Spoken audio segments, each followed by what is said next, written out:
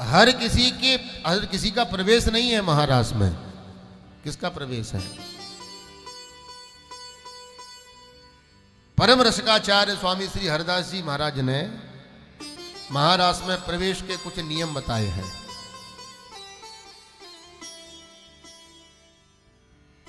अब यहां से आगे का जितना भी देर का जो प्रसंग है बड़ा गंभीर है।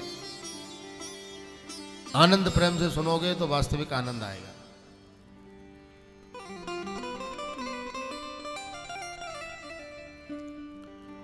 प्रथम सुमिर भागवत भक्त मुख भगवत वाणी, द्वितीय आराधे भक्ति व्यास नभ भात बखानी, तृतीय करे गुरु समुझ दक्ष सर्वज्ञ रसीलो, पांचे होए विरक्ति बसे बनराज बसीलो, तब पांचे भूले देह सुध, छठे भावना रास की, साते पावे नीति रस श्री स्वामी हरिदास की।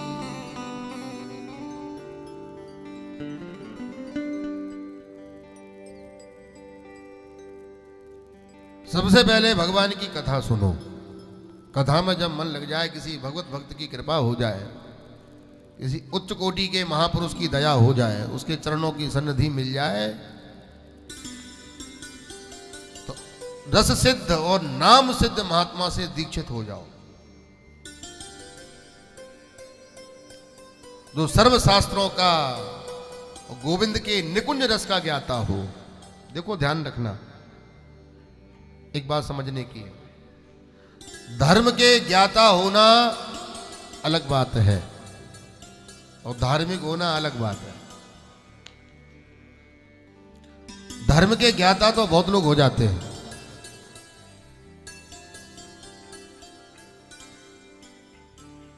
लेकिन धार्मिक भगवान की कृपा से हुआ जाता है।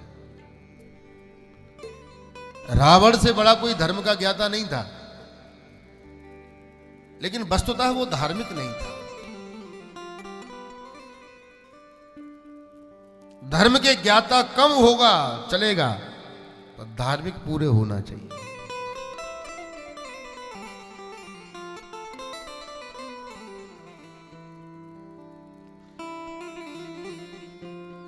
संतों के चरणों की रज की धूलि का अभिषेक करते करते जीवन में इस प्रकार की भावना आ जाए कि हमारा देह की जो आसक्ति है वो छूट जाए।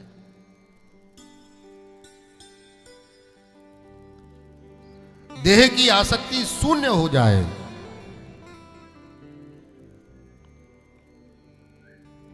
तब जाके महाराज का प्रवेश प्राप्त होता है। मानसिक मनसा वाचा कर्मणा हमारी ये भावना हो जाए कि तन जहां राखो हे हरि, मन वृंदावन धाम, और जुभा से सिमरन करूं प्यारो श्यामा श्याम।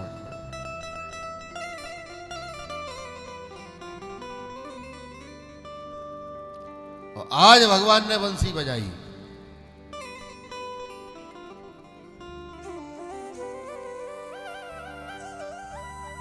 भगवान पिता रात्रि शरदोत्फुल्ल मल्लिका,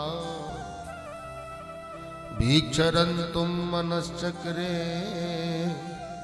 योग माया मुपाश्रितः, योगाय संयोगाय ता माया कृपा योग माया। योग माया कौन सी है? ये भगवान की कृपा शक्ति है। कृपा शक्ति कौन है? श्री राधा रानी की कृपा से ही वो सुंदर समय निर्मित हुआ। और आज भगवान ने बंसी बजाई। देखिए बंधुओं, भागवत में भगवान ने 2 बार बंसी बजाई है। एक बार जब भगवान ने बंसी बजाई तो संसार के चर अचरात्मक जितने प्राणी हैं सबको बंसी सुनाई दी।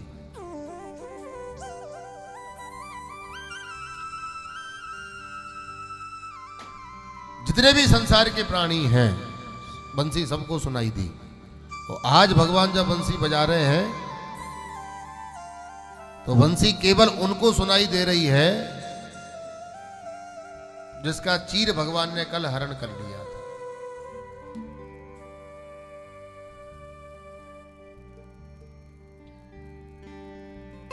भगवान की बंसी कोई साधारण नहीं है।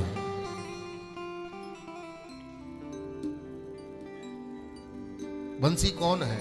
शास्त्रकार कहते हैं वंशस्तु भगवान रुद्रः। बंसी के रूप में स्वयं श्री भोलेनाथ ही सेवा करने के लिए पधारे हैं।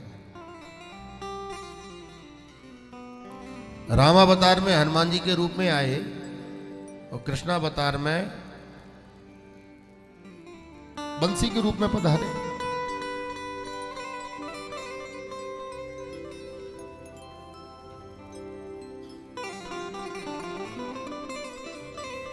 बंसी का एक नाम है वेणु।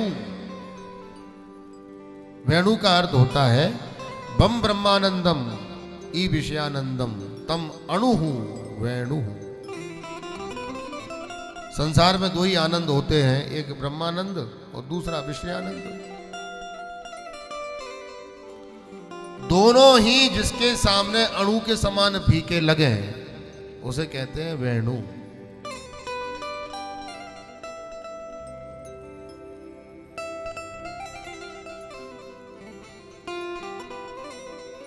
एक बार जब बंसी बजाई थी तो संसार के चराचरात्मक जितने प्राणी हैं सबको सुनाई पड़ी। आज भगवान बंसी बजा रहे हैं तो केवल उनको सुनाई पड़ रही है जिनका चीर हरण हो गया है।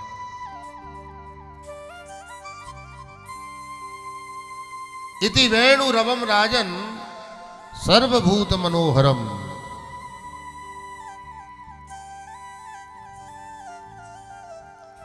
आज जब बजाई तो जगऊ कलऊ वाम दृशाम मनोहरम।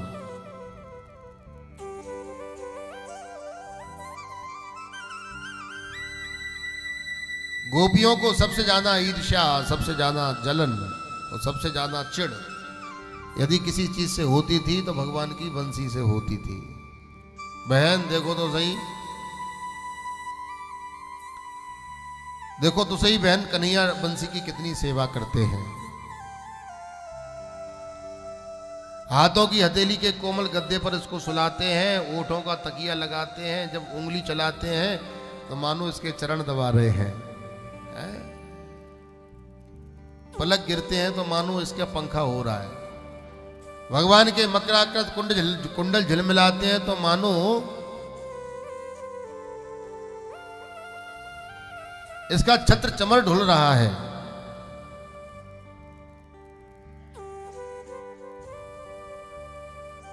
कोई ठाठ बंध जाता है तो भगवान आनंदित हो जाते हैं, मानो उसको झूला झुला रहे हो। गोपियां कहती हैं बहन इतने में वो राजा तो सो जाता है, लेकिन ये बाबरी बंसी नहीं सोती, और न जो बंसी सोती है न जो हमको सोने देती है।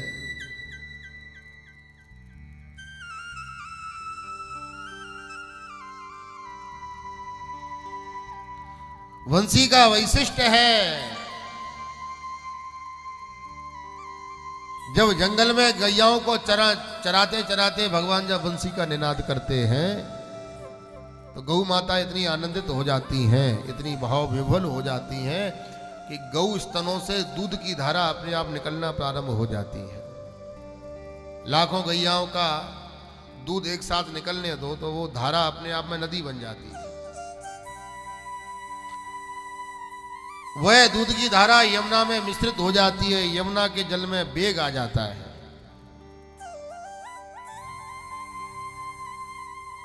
जल स्तर बढ़ जाता है यमुना का।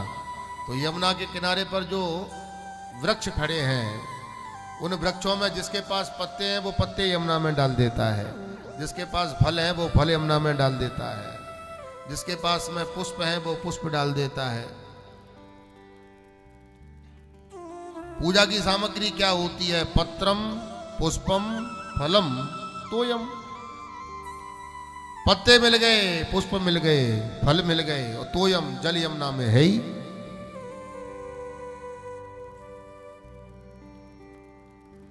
वो वृक्ष कहते हैं, हे भक्ति महारानी, हे यमुना महारानी,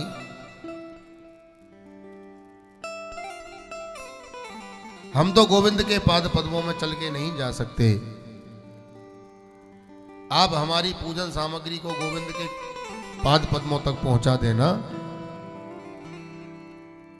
हमारी सेवा को उन तक पहुंचा देना। यमुना के जल में वेग आता है, लहरें उठती हैं, वो पूजन सामग्री गोविंद के चरणों में यमुना मैया पहुंचा देती हैं और हाथ जोड़ के कहती हैं, हे नंदनंदन, दूर खड़े पुष्प वृक्षों की ओर से आपको बार बार वंदन।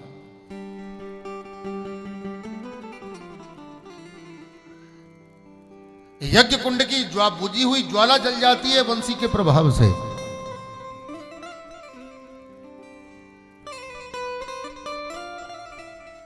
रंभादिक अप्सराएं जो नृत्य कर रही होती हैं, जब बंसी का निनाद होता है तो रंभादिक अप्सराएं समताल चुक जाती हैं, वेद पाठी विदित ध्वनि भूल जाते हैं, ये वो बंसी है।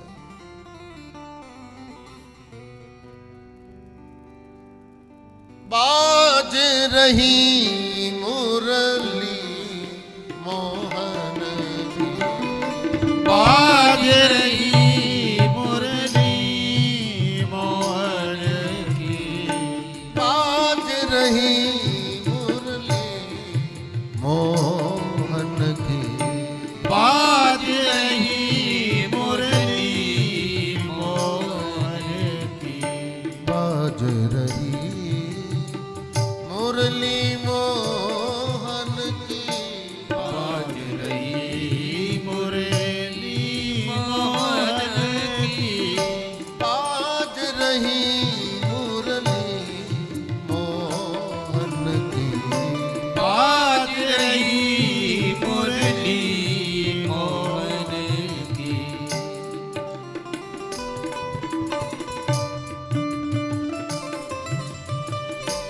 या मुरली ने मेरा मन हर लीनो, मुरली ने मेरा मन हर लियो, या मुरली ने मेरा मन हर लीनो, या मुरली ने मेरा मन हर लियो, सुध न रही धन की मोहन की, सुध न रही तन की मोहन की, बाज रही मुरली मोहन की, बाज रही मुरली मोहन की, बाज रही मुरली, बाज रही मुरली, बाज रही मुरली मोहन की।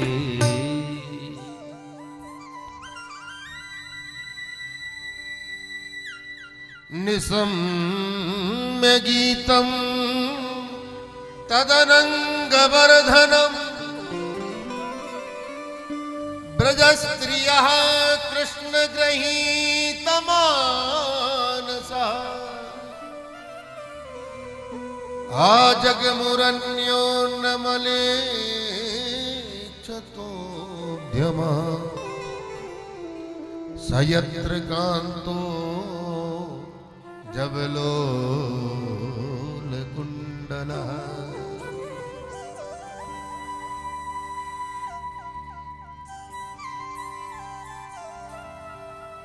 ऐसा गीत बजाया भगवान ने। अब देखो यहां समझने वाली बात यह है कि क्या भगवान के बजाए हुए गीत से काम बढ़ा। यदि भगवान के बजाए हुए गीत से काम बढ़ता तो बताइए भगवान के बजाए हुए गीत में और फिल्मी गीत में अंतर क्या रहा? यहां वासना का भाव नहीं है, यहां उपासना का भाव है। और आज जब भगवान ने बंसी बजाई तो किनको सुनाई पड़ रही है कि जगऊ कलऊ वाम दृशाम मनोहरम। वर्णन आता है कि जिस गोपी के कान में स्वर पड़ता है ना, वो गोपी दौड़ पड़ती है। हमारा भी चित्त गोविंद के पाद पद्मों में जिस दिन लग जाएगा, बंसी हमको भी सुनाई पड़ने लगेगी। अभी हमको संसार की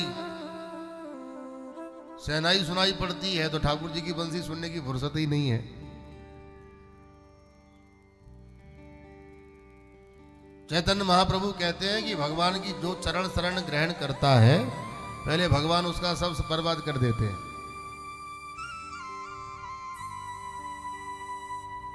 ठाकुर जी कहते हैं कि जो हमारे ओए दासता करऊ में सत्यानाश, और ताहू पे जो करे विश्वास, होऊ में तिनकर दासानुदास। जो ठाकुर जी की सेवा पूजा करता है, भक्ति करता है, भगवान कहते हैं पहले उसका मैं सब बर्बाद कर देता हूं। उसके बाद भी जिसका विश्वास परपक्व बना रहता है, श्री लाल जी कहते हैं फिर मैं उसके दासों का भी दास बन जाता हूं।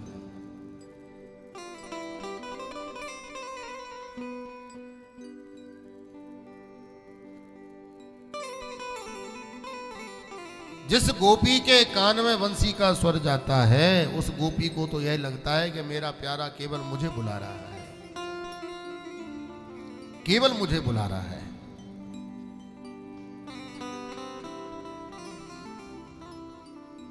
दोहंतो बिहयो काश्य जो दोहम हित्वा सुमु सका पयोधिसृत संयाव मनोद्वास्या पराययो। एक गोपी गैया धोने जा रही थी, बंसी का स्वर सुनाई पड़ा, गई गौ दोहन का जो पात्र था वो फेंक दिया और दौड़ पड़ी भगवान के पास।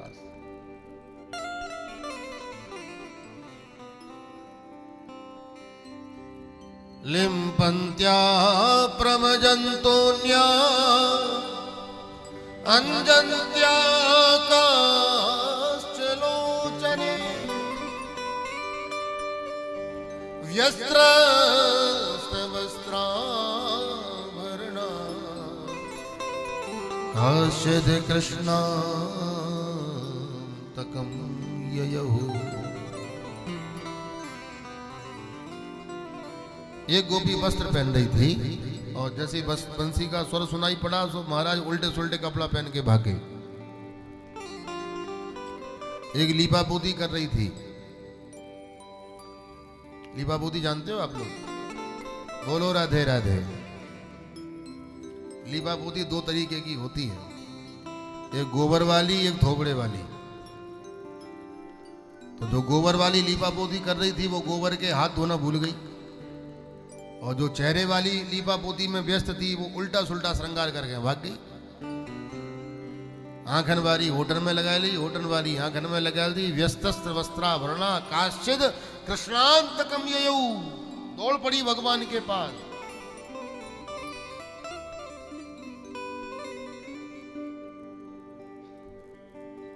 कितनी गोपियां गईं?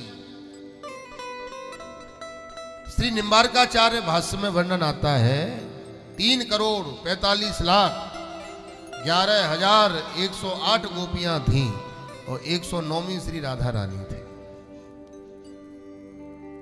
इतनी गोपियां। चारों ओर से जब गोपियां आ गईं तो भगवान ने बंसी को बजाना बंद कर दिया और भगवान ने सब गोपियों का स्वागत किया। स्वागतम भो महाभाग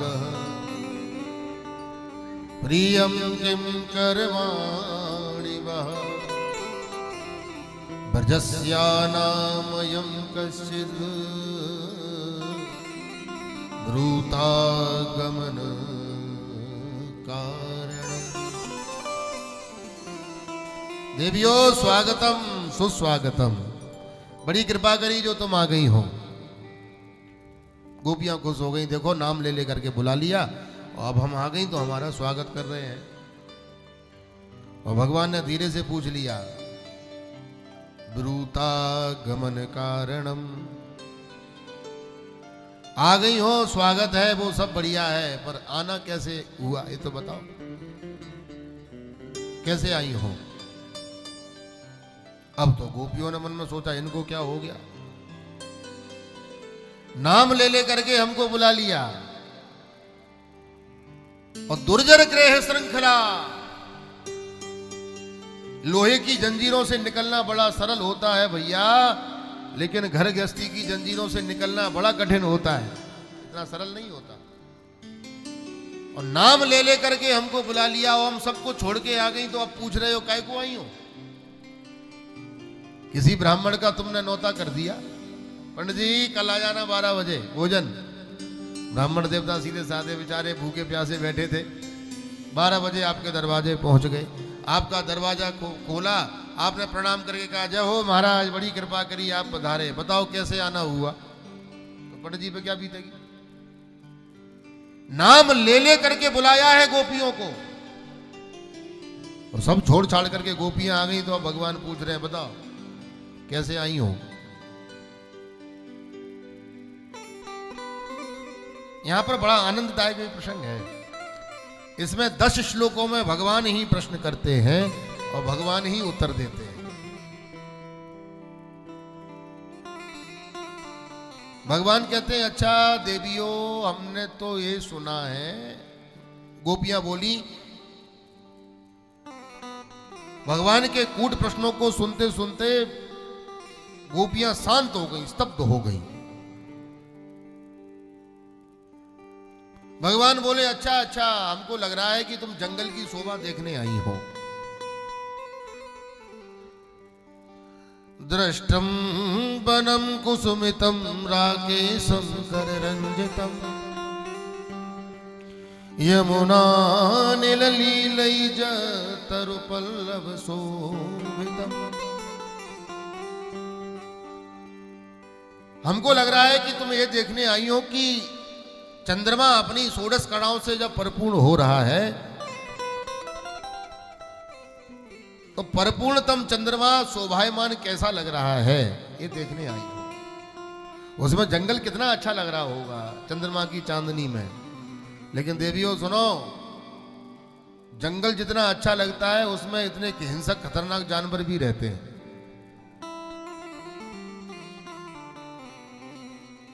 कहीं ऐसा नहीं हो तुम्हारा कुछ अनिष्ट हो जाए, तुम्हारा कुछ अमंगल हो जाए। तो गोपियों ने सर हिला दिया कि हम कोई जंगल मंगल देखने नहीं आई। क्यों आई हो? अच्छा अच्छा, तुम्हारे पति देवताओं से तुम्हारा झगड़ा हो गया, इसलिए शायद तुम सबको छोड़ छाड़ करके आ गई। यहां पर भगवान ने पति देवों का ऐसा साथ दिया है,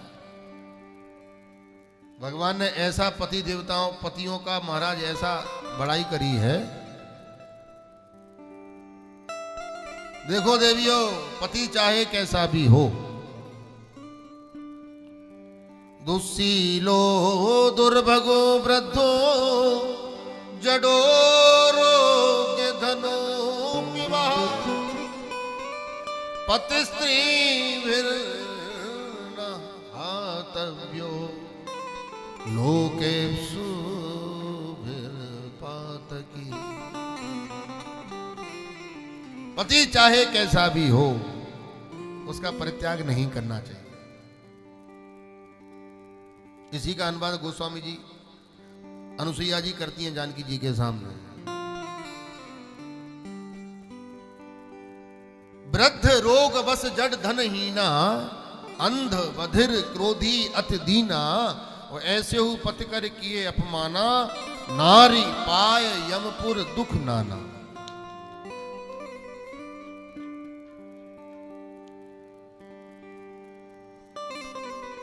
भगवान कहते हैं देवी पतियों को मत त्यागना, लेकिन कौन से पति? जिनके साथ जीवन यापन में आपको असहजता हो रही हो, जो आपका भगवान के भजन करने में जो व्यक्ति विशेष बाधक हो, आपके जीवन के लक्ष्यों की पूर्ति होने में जो बाधक हो, आपके अंदर यदि कोई इच्छा है, कुछ गुण है, कुछ कला है, राष्ट्र के लिए, समाज के लिए यदि कुछ करने की भावना है, और यदि इन सब विषयों में वो व्यक्ति बाधा पहुंचाता हो, तो इस श्लोक को भूल जाना और विनय पत्रिका वाला पद उठा लेना, जाके प्रिय न राम बैदेहि तजियो ताहे कोटि बैरी सम यद्यपि परम सनेही।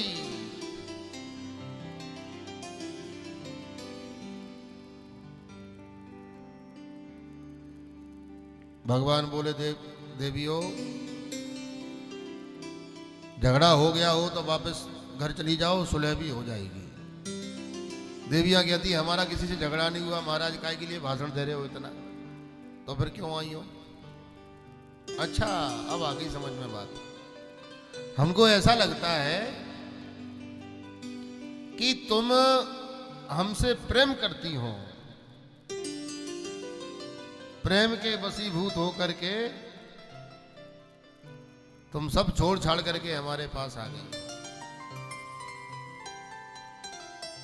अरे देवियों सुनो, प्रेम की उत्कृष्ट परिणति तो वह होती है जिसमें कलंक नहीं लगना चाहिए।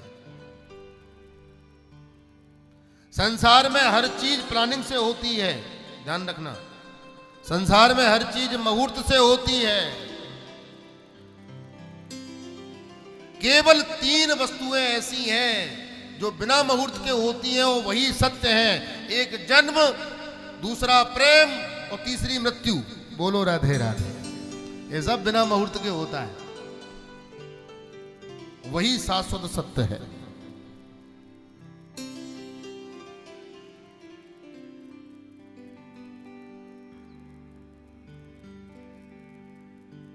श्रवणा दर्शना ध्याना मयि भावो न कीर्तनात्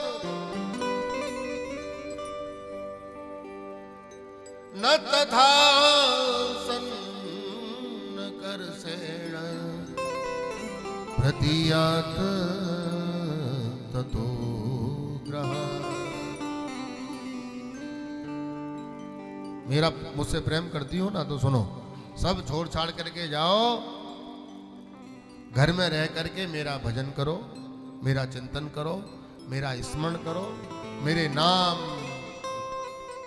रूप, लीला और धाम, इनका चिंतन करो। जाओ। देवियों, एक पतिव्रता स्त्री थी।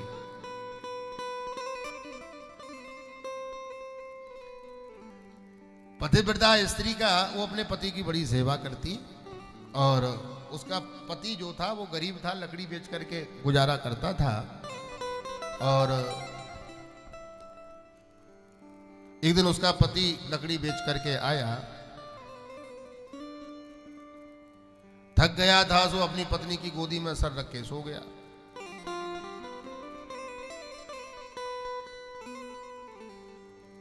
पत्नी पतिव्रता थी, सो महाराज पंखा करने लगी। पति को नींद आ गई। पत्नी भी बड़े भाव से पति को सुला रही थी। इतने में उसका 2.5 साल का छोटा सा बच्चा लुढ़कते लुढ़कते, घर में हवन कुंड था, रोज हवन होता था, तो उसके पास में आ गया। माता की तो मन में बड़ा डर लगा, कहीं भगवान ऐसा ना हो कि मेरा बच्चा कहीं हवन कुंड में गिर जाए।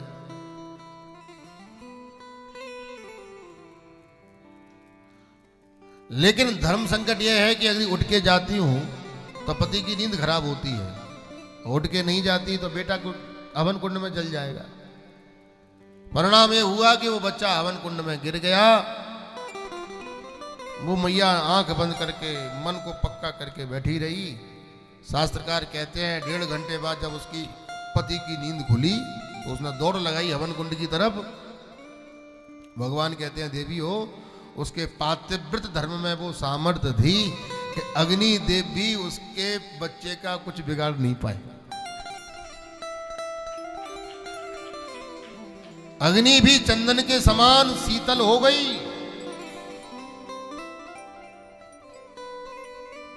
भगवान कहते हैं अब समझ में आ गई पातिव्रत में कितना सामर्थ्य होता है, तुम जाओ। गोपियों ने आपस में बात करी, मन में सोचा कि बहन अगर हम इनसे कुछ और नहीं बोलेंगे तो जैसे ही भाषण देते रहेंगे खड़े खड़े। भगवान ने 10 श्लोकों में खूब भगाया गोपियों को, और गोपियों ने पूरे 11 श्लोकों में ऐसा सुंदर उत्तर दिया जिसको भागवत में प्रणय गीत कहते हैं। गोपियों ने भागवत में 5 गीत गाए हैं, भ्रमर गीत, युगल गीत, प्रणय गीत, गोपी गीत, ऐसे ऐसे 5 गीत गोपियों ने गाए। 11 श्लोकों में गोपियां उत्तर देती हुई कहती हैं माधव मयिवं विभोरहति भवान् गदितुं रसं संतज्य सर्व विषया तव पादमूलम्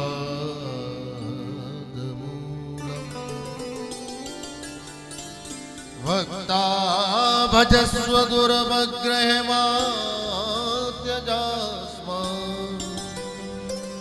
देवो यथादि पुरुषे भजते मुमुक्षु।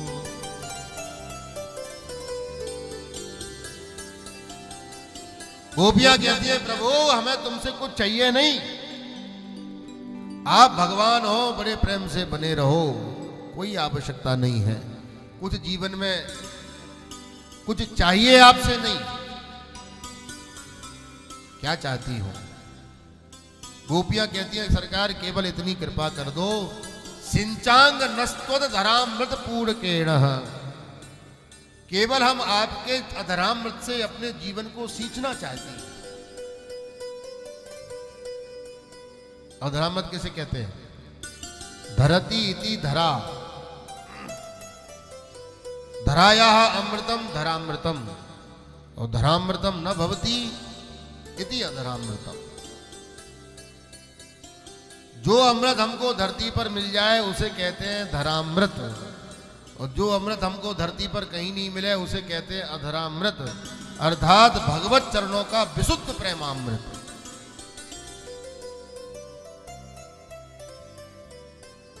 और सुनो ये तुमको जो आ रही थी ना, ये तुम जो पतिव्रताओं वाली जो कहानी सुना रहे थे, ऐसी 2-4 कहानी हमको भी आती है, तुम भी बताओ। गोपियां कहती हैं माधव एक पतिव्रता स्त्री थी, वो अपने पति की बड़ी सेवा पूजा करती, बड़े आनंद में रहती, सब काम। एक दिन उसका पति बोला देवी मुझे बाहर जाना है, तो वो देवी बोली चले जाओ, लेकिन हमारा तो मन नहीं लगेगा, हम तो 1 मिनट भी आपके बिना नहीं रहते, अब बताओ कैसे गुजारा होगा। उसके पति ने कहा देवी ये फोटो रखो, फोटो की पूजा करो।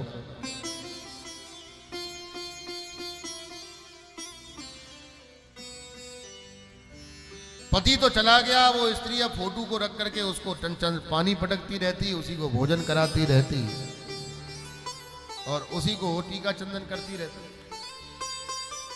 एक दिन देवी फोटो की पूजा कर रही थी, असली पति ने आके दरवाजा बजा दिया, राधे राधे, दरवाजा खोलिए, खोलिए दरवाजा देवी।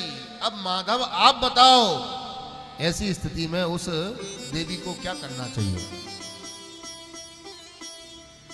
भगवान मुस्कुरा करके बोले इसमें पूछने की क्या बात है, जब असली पति आ ही गया है तो फोटो को चंदन लगाने की क्या जरूरत है। गोपियां बोली सरकार, हाथ जोड़ करके रुदन करती हुई बोली माधव, और हम आपसे क्या कह रहे हैं, हमने भी संसार की फोटो रूपी पतियों की बड़ी पूजा करी है, बड़ा चंदन लगाया है। अब जीवात्मा के परमात्मा रूपी सच्चे पति आप आ ही गए हो, तो हे दीनानाथ, इन फोटुओं की पूजा करने के लिए क्यों धक्का मार रहे हो, क्यों भगाना चाहते? भगवान प्रसन्न हो गए। भगवान ने कहा देवियों, हम तो परीक्षा ले रहे थे, राधा रानी आ गई, क्योंकि बिना किशोरी जी के कृपा के तो कभी महारास में प्रवेश नहीं होता।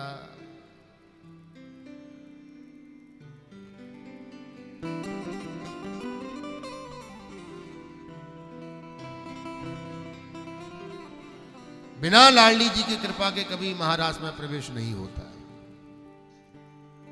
श्री राधे तेरे चरणों की, श्यामा तेरे चरणों की, घर धूल जो मिल जाए, राधे तेरे चरणों की, श्यामा तेरे चरणों की, घर दूर जो मिल जाए, सच कहता हूँ मेरी, सच कहता हूँ मेरी, तकदीर बदल राधे तेरे चरणों की, श्यामा तेरे चरणों की, सुनते हैं तेरी रहमत, दिन रात बरसती है, सुनते हैं तेरी रहमत, दिन रात बरसती है, सुनते हैं तेरी रहमत,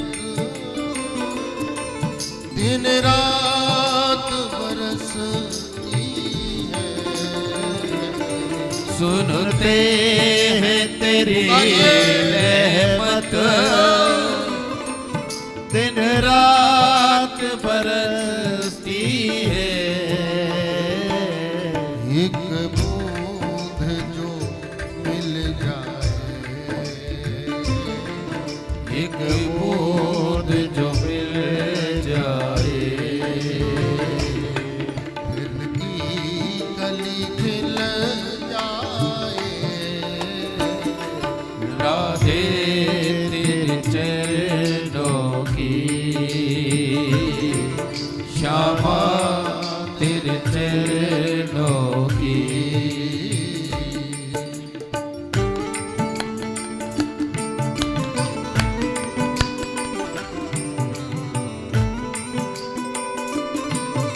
पुकारिए किशोरी जी को।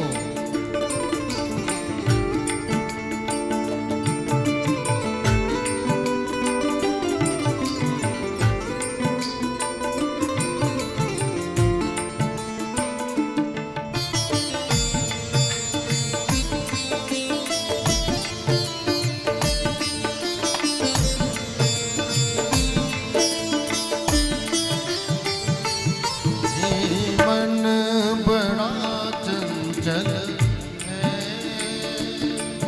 कैसे तेरा भजन करूं,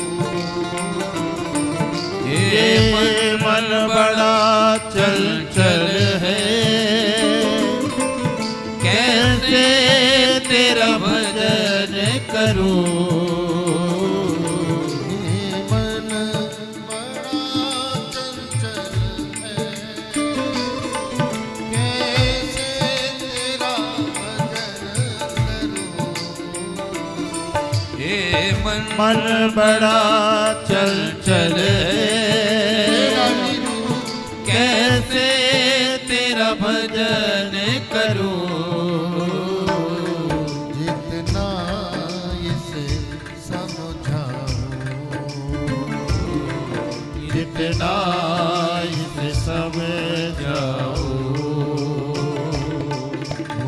माही मचल जाए। राधे तेरे चरणों की श्यामा तेरे चरणों की।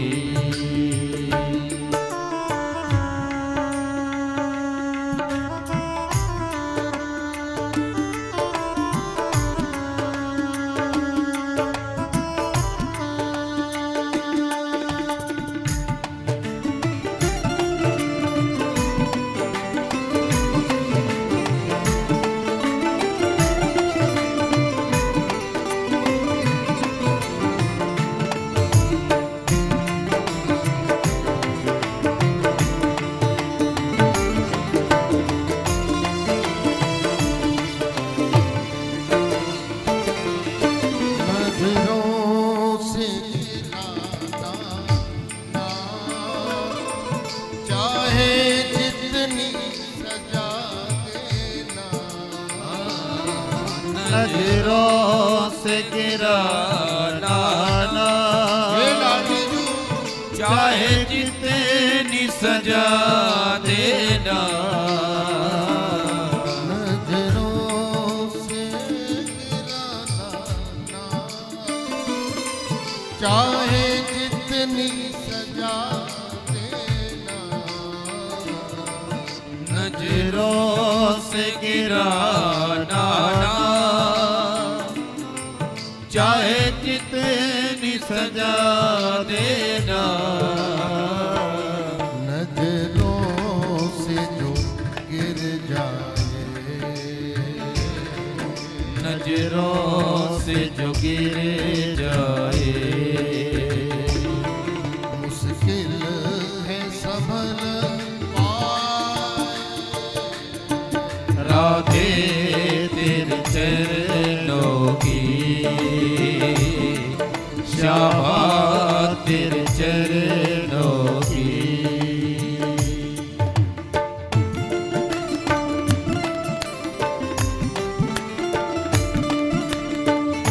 दोनों हाथ आकर के पुकारिए हरि बोल।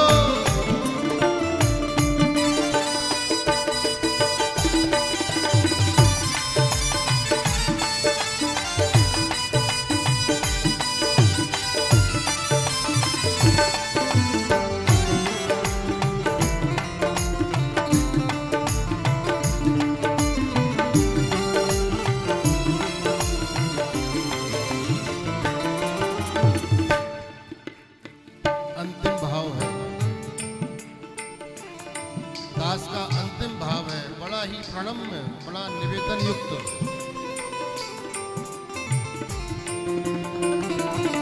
राधे इस जीवन की बस एक तमन्ना है। राधे इस जीवन की बस एक तमन्ना है। श्यामा इस जीवन की बस एक तमन्ना है। श्यामा इस जीवन की बस एक तमन्ना सबकी होना है। चाहिए। तुम सामने हो मेरे, तुम सामने हो मेरे। मेरा दम ही निकल जाए। राधे तेरे चरणों की श्यामा तेरे चरणों की। कर धूल जो मिल जाए। राधे तेरे चरणों की श्यामा तेरे चरणों की। राधे तेरे चरणों की।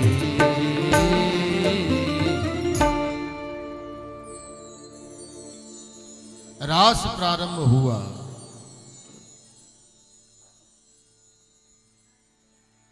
कामदेव आ गए।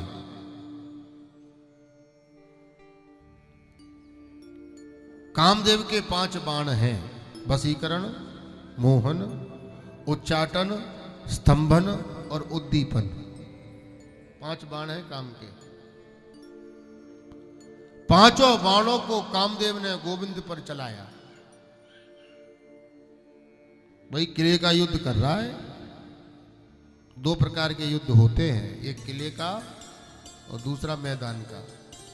भगवान ने कहा कौन सा करोगे? कहा साहब किले के तो बहुत हो गए, बाबाओं के साथ में मैदान का हो जाए। मैदान का युद्ध का मतलब होता है हजारों विश्व सुंदरियों के मध्य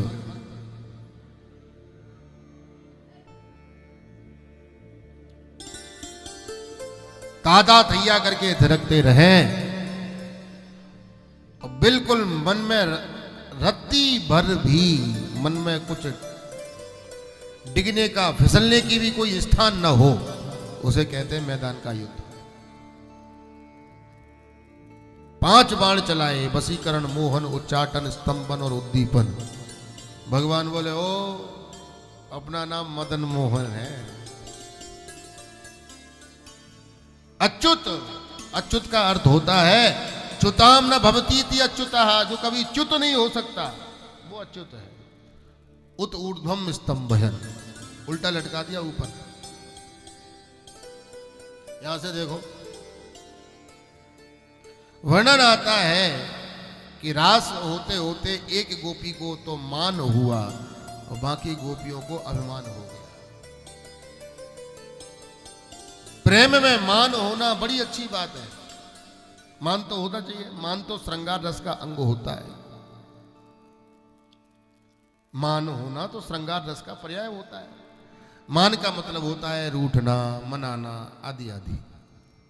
तो प्रेम में मान तो होना चाहिए, लेकिन अभिमान का कोई स्थान नहीं होता। आपको अपने विचार रखने का अधिकार है, विचारों को थोपने का नहीं है। बोलो राधे राधे। आप अपने विचार रख सकते हैं बस। और विचार रखते समय भी मन में यह भावना और इतना दिमाग में स्पेस होना चाहिए कि जरूरी नहीं है कि हमारे विचार सही हों, तो न भी मने तब क्रोध की ज्वाला नहीं भड़कना चाहिए। आपने अपना विचार रख दिया, बस ठीक है, आपने अपना काम कर दिया, ये मान है। गोपियों को अभिमान हो गया, बारे हम जैसे हिलते हैं वैसे कन्हैया हिल रहे हैं। हम जहां चरण रखते हैं वहीं लाला नाच रहे हैं। और जहां आता है अभिमान वहां से खिसक जाते हैं भगवान। भगवान उस विशिष्ट गोपी को लेकर के अंतर ध्यान होगा।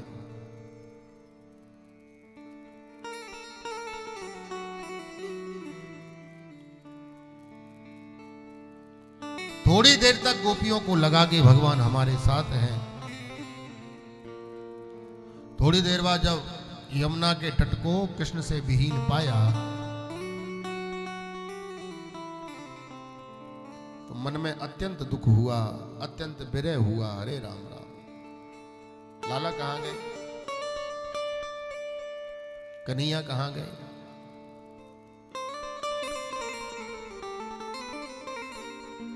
दौड़ी दौड़ी गई। एक पीपल का पेड़ खड़ा था। पीपल के पेड़ से पूछती हैं, तुम बताओ कन्हैया को तुमने कहीं देखा है?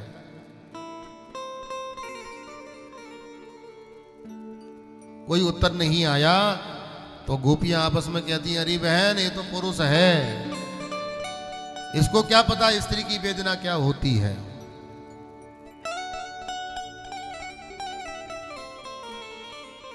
आगे तुलसी का पौधा खड़ा था।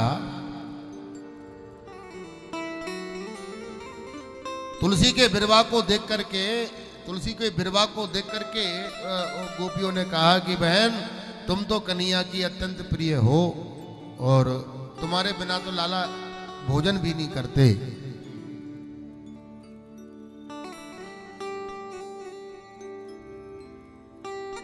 तुम बताओ कन्हैया कहाँ है। हवा का झोंका आया और तुलसी का बिरवा जब हिलने लगा तो गोपियां बोली, बहन ये तो सौत है हमारी, ये थोड़ी बताएगी हमको लाला कहाँ है।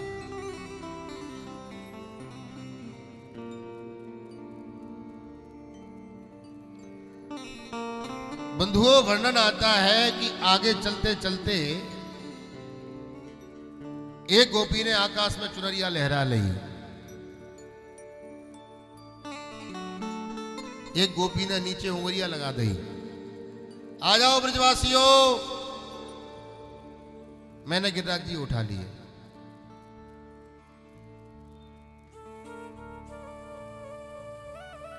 एक गोपी कृष्ण बन गई और एक गोपी पूतना बन गई, और पूतना बनी गोपी ने कृष्ण बनी गोपी को मार दिया। एक बात बताऊं आपको, ये नाटक नहीं कर रही हैं ना, इसको नाटक नहीं कहते।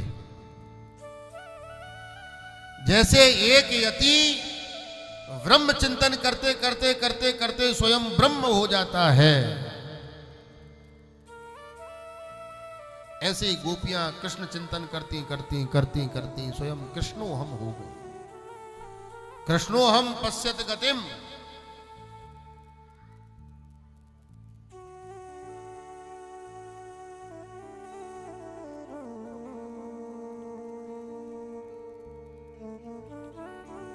और गोपियां अनंत प्रकार का प्रलाप कर रही हैं। हे माधव, भगवान को 5 नामों से बुलाया।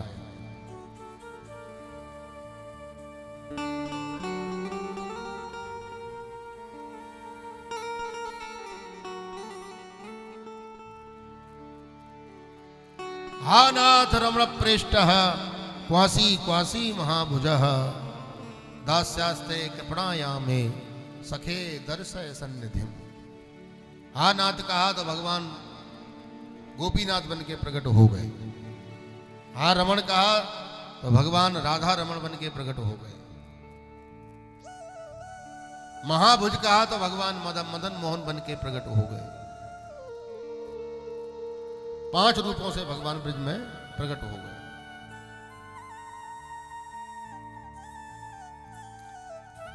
बाद में गोपांगनाओं ने मन में सोचा कि हे कन्हैया, आपके चरण कमल इतने कोमल हैं, इतने कोमल हैं कि आपके उन चरणों को हम अपने हृदय पर विराजमान करते हैं तो हमको ऐसा लगता है कि कहीं हमारा हृदय कठोर है, कहीं तुम्हारे चरणों में तुमको कष्ट न हो जाए।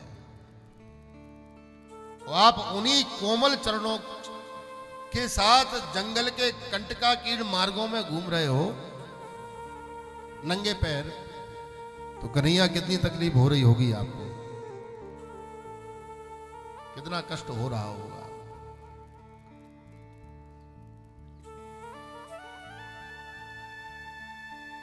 अब नहीं जाएंगे ढूंढने के लिए। सब गोपियां मिल गईं और मिलकर के यमुना तट पे आ गई। एक बड़ा सुंदर गीत गाया जिसको भागवतकार गोपी गीत कहते हैं। देखो एक बात बताएं आपको, भाव से बोलो राधे राधे।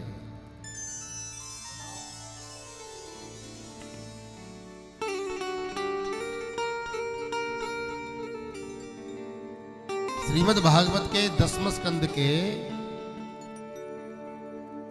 31वें अध्याय में ये गोपी गीत है।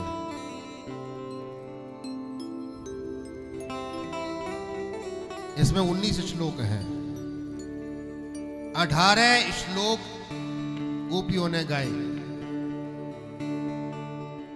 और 19वां श्लोक स्वयं श्री राधा रानी ने गाया है। इस गोपी गीत की महिमा आपको बताता हूं। मेरे ब्रज के संत कहते हैं कि जो व्यक्ति रात्रि के 10:30 बजे के बाद यदि गोपी गीत का पाठ करता है, इसी भागवत के 32वें अध्याय का 2 श्लोक, तासा माविर भुक्षौरी स्मयमान मुखाम भुजः पीतांबर धरा सृग्वी साक्षान मन्मथ मन्मथः।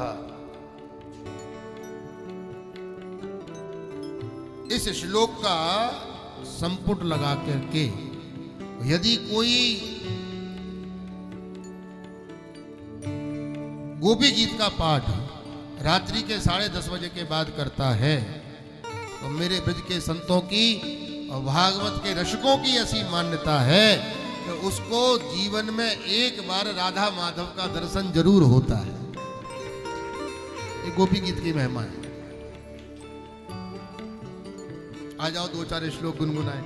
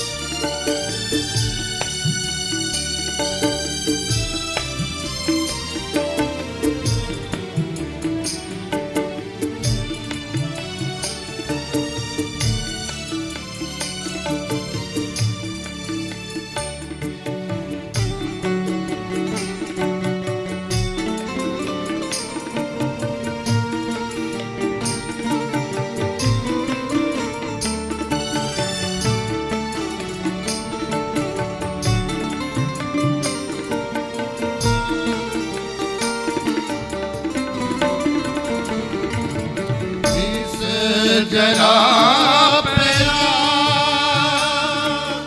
प्यार रास्ता बरस मारुता मैं जुताला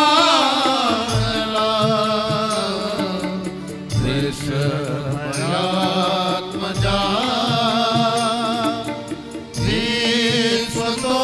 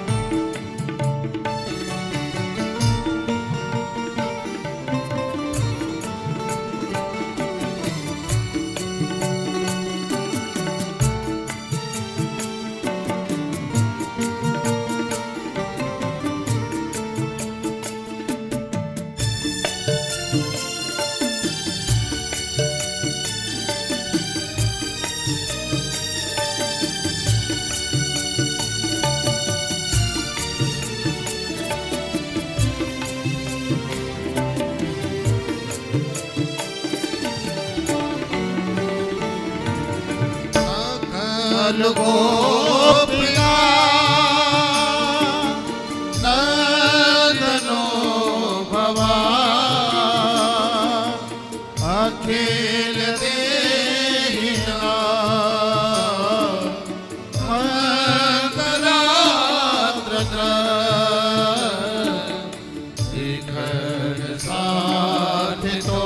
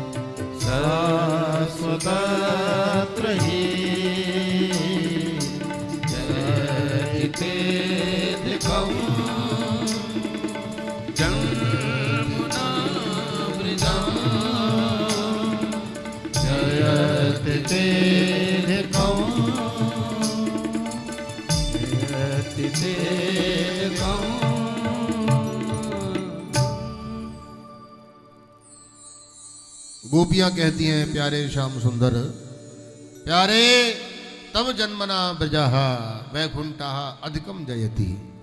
हे प्यारे, जब से आपका जन्म इस धराधाम पर वैकुंठ इस ब्रज धाम पर हुआ है तब से इसकी शोभा अनंत फलगुनी हो गई है। वो लक्ष्मी जो चंचला चपला है वो ब्रजमंडल में अचला होकर के बैठ गई है।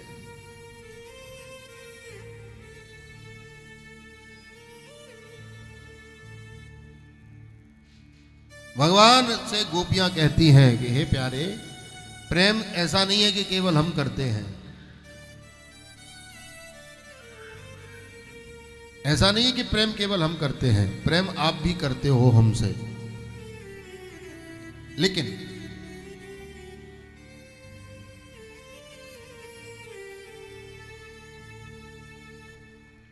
अगर आप प्रेम नहीं करते होते तो बड़े बड़े असुरों से आपने हमको बचाया कैसे? अघासुर से, बकासुर से, धेनुकासुर से, इतने बड़े बड़े असुरों से आपने बचा लिया। लेकिन प्यारे, हम ये नहीं समझ पा रहे हैं कि इतने बड़े बड़े असुरों से बचाने के बाद में आप अपने ही बिरहासुर में हमें क्यों मार देना चाहते हो? ये गोपी बोली, बहन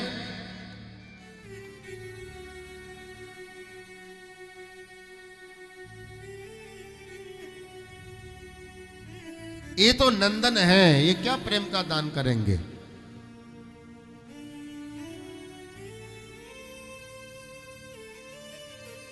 जिसका नाम ही हो नंदन, वो क्या दान करेगा?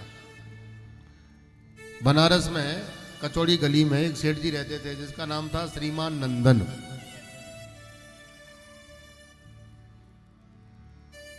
एक पंडित जी उनके यहां पूजा करते थे। तो पंडित जी की बिटिया का विवाह का समय आया।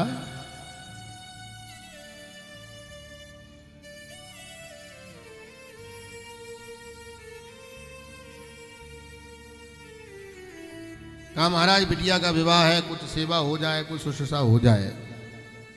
तो सेठ जी बोले कल आ जाना, आज तो थोड़े व्यस्त हैं। पंडित जी कल आए। कहा महाराज अब? बोले हाँ थोड़े से आज और व्यस्तता है, कल आ जाना।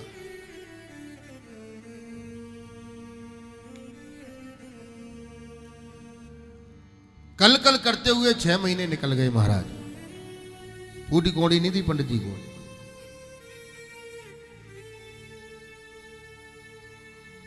पंडित जी ने आखिरी बार कहा महाराज देना हो तो दो, नहीं तो हम कहीं और इंतजाम करें अपना। सेठ जी बोले आज तो व्यस्त हैं, कल आ जाना।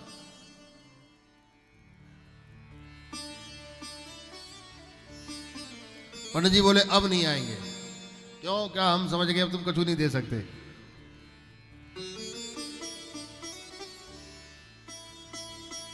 क्या मतलब? सो पंडित जी विद्वान तो थे ही, सो नंदन शब्द की व्याख्या कर दी। आदौ नकारः परतौ नकारः मध्ये नकारेण हतौ दकारः इत्थं नकारः त्रिसंयुतस्य काधान शक्ति खल नंदनस्य। जिसके नाम में आगे ना, जिसके नाम में पीछे ना, एक दान का दा आया उसमें भी आधा ना चढ़ बैठा। तो जिसका नाम ही नाम में 3-3 ना हो वो क्या दान करेगा?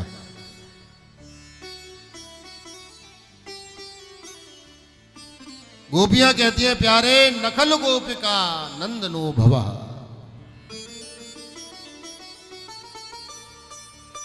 बाबा नंद तो ऐसे कठोर नहीं है, मैया यशोदा भी नहीं है, तो तुम इतने कठोर कहां से हो गए? अरे श्याम सुंदर हमें तुमसे कुछ और नहीं चाहिए। फणी फणार्पितम ते पदाम्बुजम। काली की फनाली पर आपने जो अपने चरण कमल विराजमान कर रखे हैं, केवल उन्हीं चरणों को हमारे हृदय पर विराजमान कर दो। आपसे लाख गुनी बढ़िया तो आपकी कथा है। महाराज हम आपको रो रहे हैं, चीख रहे हैं, पुकार रहे हैं, और तुम हमको फूटी कौड़ी भी हमारे पास नहीं आ रहे हो, धोखे से भी हमको हमारे ऊपर दया करके हमारे पास नहीं आ रहे हो। लेकिन माधव आपकी कथा कितनी बढ़िया है।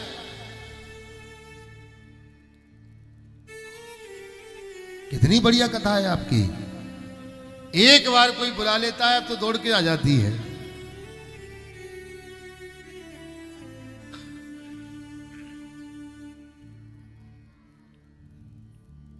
तब कथामृतम तप्त जीवनम कवि भ्रीडितम कल्मषापहम श्रवण मंगलम श्रीमत् आततम भुवि गृणन्ति ते भूरिदा जनः। भगवान में भी 6 गुण होते हैं और भगवान की कथा में भी 6 गुण होते हैं।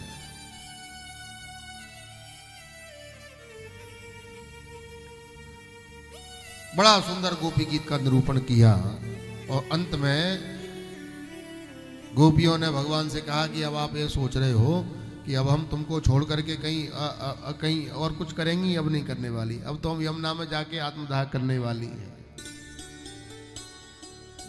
और जैसे ही यमुना में आत्मदाह करने का प्रयास किया, सुखदेव स्वामी कहते हैं परीक्षित भगवान से नहीं रहा गया और भगवान उन्हीं गोपांगनाओं के मध्य प्रकट हो गए।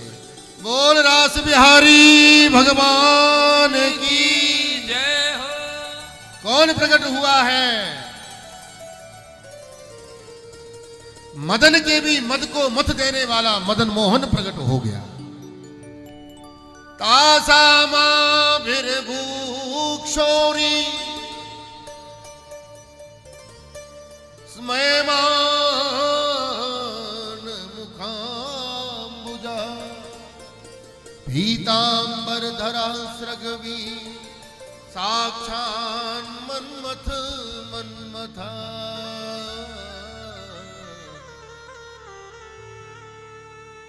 मदन के भी मद को मत देने वाला मदन मोहन प्रकट हो गया। गोपियों ने घेर लिया, लाला बड़ी देर से गए हो, कहां गए थे? भगवान बोले कहीं नहीं गए थे, तुम्हारे बीच में ही घूम रहे थे हम तो।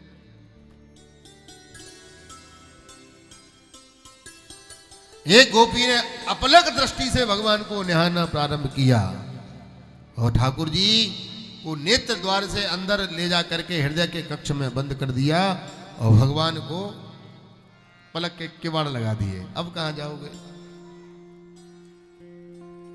अब कहां जाओगे? गोपियां बोली, ओ सरकार सुनो, एक होता है प्रेम के बदले प्रेम करना, एक होता है तुम प्रेम करो चाहे मत करो हम तो करेंगे, और एक होता है प्रेम करने वालों को दुखी करना, रुलाना, तड़पाना। ठाकुर जी बोले, सुनो देवियों, प्रेम के बदले जो प्रेम किया जाता है वो प्रेम नहीं होता, वो व्यवहार होता है। आपके घर में कोई कार्यक्रम हुआ, आपने हमको बुला लिया, हमारे घर में कोई कार्यक्रम होगा हम तुमको बुला लेंगे। आपके यहाँ से मिठाई का डिब्बा आएगा तो हम भी भेजा देंगे, आपका लड्डू फूटा होगा तो हम भी फूटा भेजाएंगे। बोलो राधे राधे। ये तो परस्पर का व्यवहार है।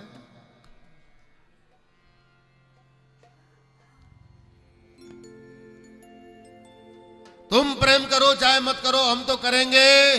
मेरा ठाकुर कहता है, देवियों ऐसे तो केवल माता पिता होते हैं, संतान चाहे जैसी हो, कुपुत्रो जायेतः क्वचिदपि कुमाता न भवति। तीसरा, जो प्रेम करने वालों को दुखी करते हैं, रुलाते हैं, तड़पाते हैं। ठाकुर जी कहते हैं, देवियों ऐसे लोग चार प्रकार के होते हैं, आत्माराम, आप्तकाम, अकृतघ्न और गुरुद्रोही। दो उत्तम दो निम्न। आत्माराम अपनी आत्मा में रमण करते रहते हैं, जो खुद ही से प्रेम नहीं करते वो तुमसे क्या करेंगे। आप्त काम, जिनकी कोई कामना नहीं है, मिल जाओ तो राम राम, नहीं तो जय सिया राम। अकृतघ्न, जो स्वार्थ बस प्रेम करते हैं और स्वार्थ सिद्ध हो जाने पर मुड़ के भी नहीं देखते। गुरुद्रोही, चिकनी चुपड़ी बातों में भोले भाले लोगों को फंसा करके उनका नाना प्रकार से शोषण करते रहते हैं और अंत में उनके जीवन को बिल्कुल नारकीय बना देते हैं, वो होते हैं गुरुद्रोही। गोपियां आपस में कह रही हैं, ओ बहन कन्हैया कौन से नंबर के हैं? एक बोली चौथे नंबर के हैं। भगवान ने सुन ली, भगवान बोले, राम राम, गुरुद्रोही बोलती हो? देवियां कहती हैं, और क्या बोले आपको? नाम ले लेकर के घर से बुला लिया था और जंगल में रोते बिलखते चीखते चिल्लाते हुए छोड़ के चले गए। ठाकुर जी कहते हैं, देवियों, वियोग का आनंद, संयोग का आनंद तभी होता है जब उसमें थोड़ा वियोग हो जाता है। पानी पानी बरसता रहेगा तो लोग ऊब जाएंगे, धूप निकलना चाहिए, और धूप ही धूप निकलती रहेगी तब भी ऊब जाएंगे। थोड़ा संयोग वियोग का चलते रहना चाहिए। अयोध्या का मंदिर, प्रेम की बाढ़ आ रही थी, दशरथ जी का प्रेम, तीनों मैयाओं का, चारों भैयाओं का कितना प्रेम, प्रजा का प्रेम, तो भगवान ने 14 साल की कड़ाके की धूप निकाल दी। सब प्रेम का बाढ़ ठंडी हो गई, भगवान फिर वापस आए तो फिर प्रेम आ गया, फिर डबल प्रेम आ गया। बोलो राधे राधे। सूत्र यह है, आपकी अहमियत समझ ना आ रही हो तो थोड़ा सा इग्नोर करना चालू कर दो। बोलो राधे राधे। हाँ, अपने आप समझ में आ जाएगी। तुम जितना करोगे उतना कम पड़ता चला जाएगा, फिर कितना करोगे और कब तक करोगे? अपेक्षाएं बढ़ रही हैं, आपका 100 से प्लस होता चला जा रहा है, सामने वाले की अपेक्षाएं बढ़ती जा रही हैं। इसलिए आपको लगता है कि कुपच हो रही है। अति सम्मान पचाना भी हर किसी के बस की बात नहीं होती है। बोलो राधे राधे। इसलिए भगवान ने हाथ पैर नाक कान गला सब दिया है ना, तो बुद्धि भी दी है। इससे समझ लो कि इसको कितने की जरूरत है, उतना ही दो। बोलो राधे राधे। और हो रहा है रास।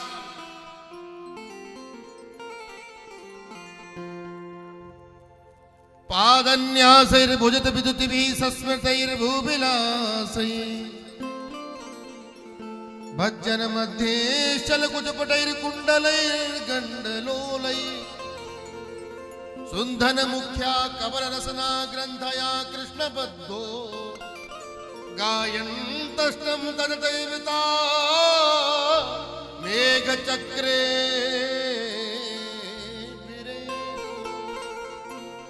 रेमे रमेशो ब्रज सुंदरी भीर यधार बका स्वा प्रतिबिंब विभ्रमः। भगवान कैसे नाच रहे हैं, जैसे छोटा सा बच्चा शीशे में अपने फोटो को देख के आनंद करता रहता है, ऐसे लालजी नाच रहे हैं।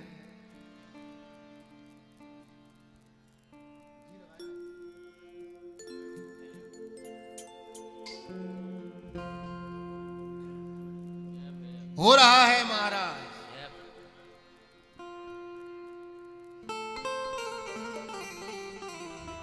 हो ये सो रास रचो वृंदावन है रही पायल की झनकार। सो रास रचो वृंदावन है रही पायल की झनकार। सो रास रचो वृंदावन है रही पायल की झनकार। सो रास रचो वृंदावन है रही पायल की झनकार। पायल की झनकार है रही पायल की झनकार। पायल की झनकार है रही पायल की झनकार। हो पायल की झनकार बह रही पायल की झनकार। पायल की झनकार है रही पायल की झनकार। ऐसो रास रचो वृंदावन बह रही पायल की झनकार। सो रास रचो वृंदावन है रही पायल की झनकार। घुंघरू खूब छमा छम बाजे। घुंघरू खूब छमा छम बाजे। घुंघरू खूब छमा छम बाजे। घुंघरू खूब ताली बजाते रहिए। छम बाजे। बजते बिछुआ बहुत ही बाजे। बजते बिछुआ पावनी बाजे। रमा को धनी के हु बाजे। रवा के धनी के हु बाजे। सुनियन तो धनी के हु बाजे। रमा को धनी के हु बाजे। अंग अंग में अर गहना बाजे। चुड़ियन की झनकार। अंग अंग में अर गहना बाजे। चुड़ियन की झनकार। ऐसो रास रचो वृंदावन बह रही पायल की झनकार। सो रास रचो वृंदावन है रही पायल की झनकार। पायल की झनकार बह रही पायल की झनकार। हो पायल की झनकार बज रही पायल की झनकार। ऐसो रास रचो वृंदावन बह रही पायल की झनकार। सो रास रचो वृंदावन है रही पायल की झनकार। देखो ऐसे महाराज का आनंद है ना, हमारे पास जगह नहीं है यहाँ पर कि आप सबको बोल दें कि आप खड़े हो जाओ। जगह नहीं है, इसलिए दोनों हाथ उठाओ जहां बैठे हो वहीं से और मस्ती से गाइए हरि बोल।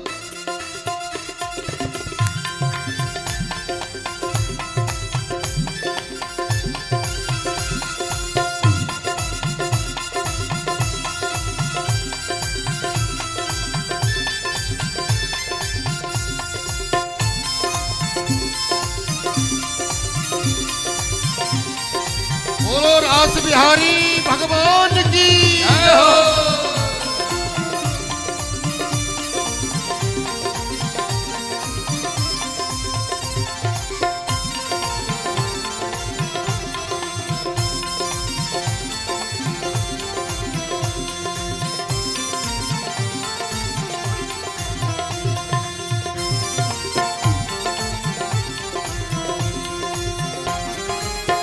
बाजे भांति भांति के बाजे, बाजे भांति भांति के बाजे, बाजे भांति भांति के बाजे, बाजे भांति भांति के बाजे, झांझ पखावज दुंदुभी बाजे, झांझ पखावज दुंदुभी बाजे, सारंगी और महुअर बाजे, सारंगी और महुअर बाजे, अरे बंसी बाजे मधुर मधुर बाजे बीड़ा के तार, ओ बंसी बाजे मधुर मधुर बाजे बीड़ा के तार, ओ बंसी बाजे मधुर मधुर बाजे बीड़ा के तार,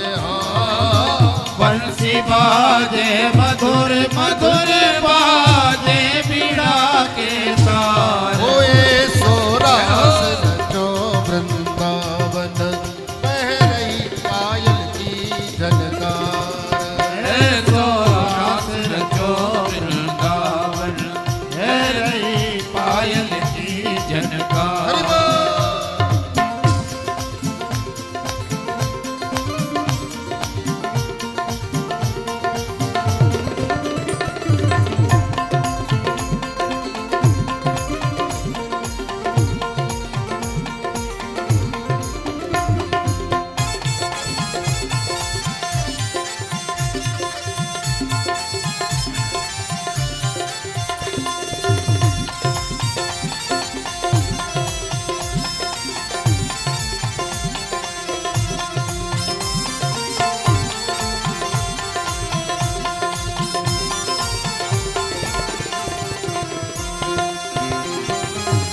राधा मोहन दे गलवैया, ओ राधा मोहन दे गलवैया, राधा मोहन दे गलवैया, राधा मोहन दे गलवैया, नाचे संग संग ले फिर गैया, ओ नाचे संग संग ले फिर गैया, चाल चले शीतल सुख दैया, चाल चले शीतल सुख दैया, रे जामा पटका लहंगा फरिया कर सनन सनकार, ओ जामा पटका लहंगा फरिया कर सनन सनकार, जामा पटका लहंगा फरिया कर सनन सनकार, जामा पटका